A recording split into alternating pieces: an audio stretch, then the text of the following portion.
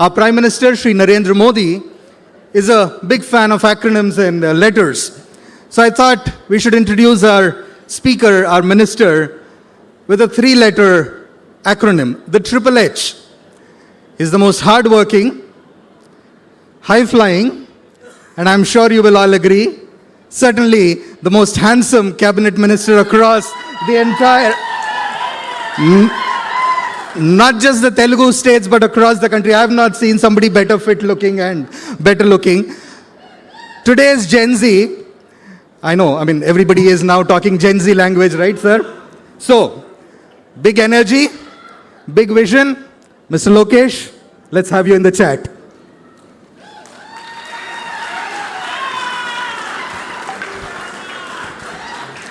I'll agree with a lot of things, but I won't agree with the 2 H's he just said. I'm not high-flying.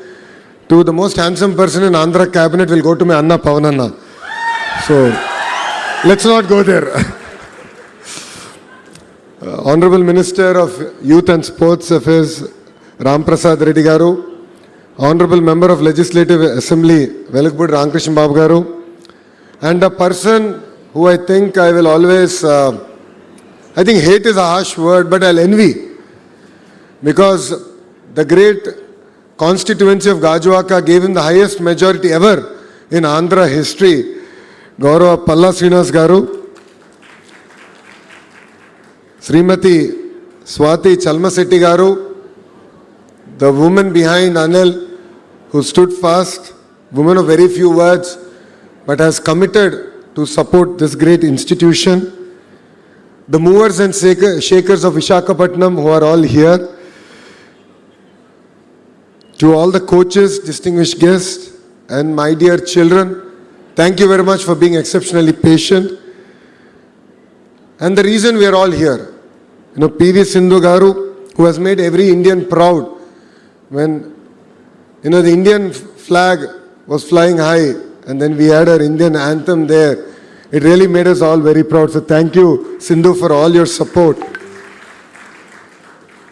And also her better half, we should not forget. Dattagar Kampatledu.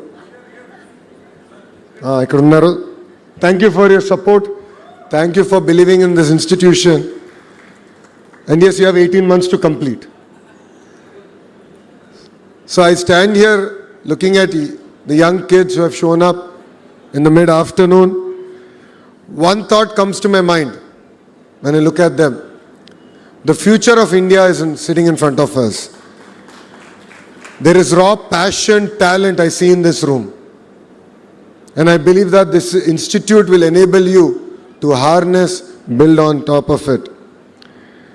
And we all don't know where life will take you. But one thing I believe that this institution will play a catalyst in that growth. Many years ago, there was a little girl who dreamt of wearing an Indian jersey. Every morning she would wake up before even the city of Hyderabad would wake up. And she was already in the court practicing, then going back to school studying, coming back and again training. There were no cameras like they are there today. There were no headlines. There were no medals. But sheer determination, discipline, sacrifice has made who she is today. And today, the world knows her as an Olympic medalist, a world champion, and one of India's greatest sporting icons.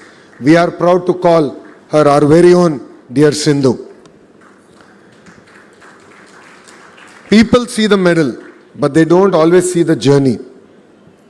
Behind every champion, there is a mother who waited outside for a girl.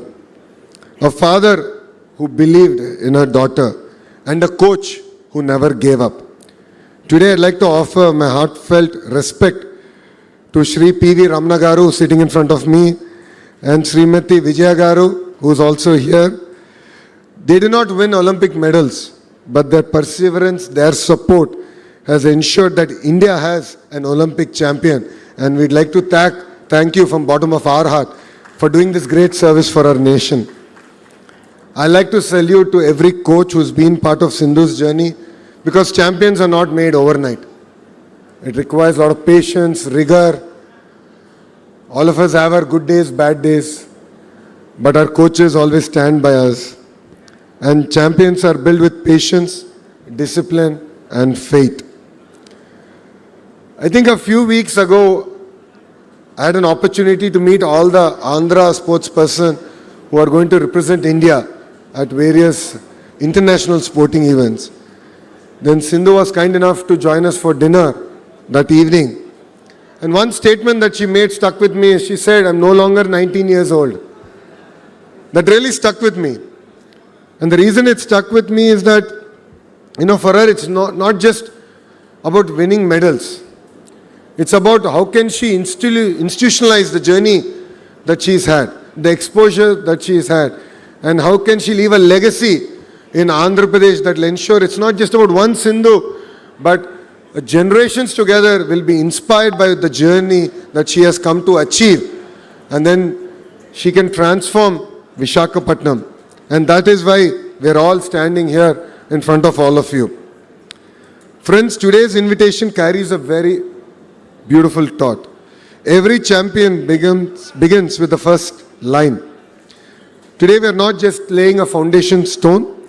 We are writing the first chapter in the journey of thousands of future champions. Perhaps the next Olympian champion is sitting right here. No stress, but let's work hard. Perhaps the child does not even know that yet. But our responsibility is to make sure that the child gets the best opportunity that the world can offer. One thing is common amongst the world's great sporting nations. It's that they never wait for champions to be born, but they create an environment where champions are made. Australia has built the Australian Institute of Sport. Qatar has built the world-renowned Aspire Zone. India has created the Inspire Institute of Sport.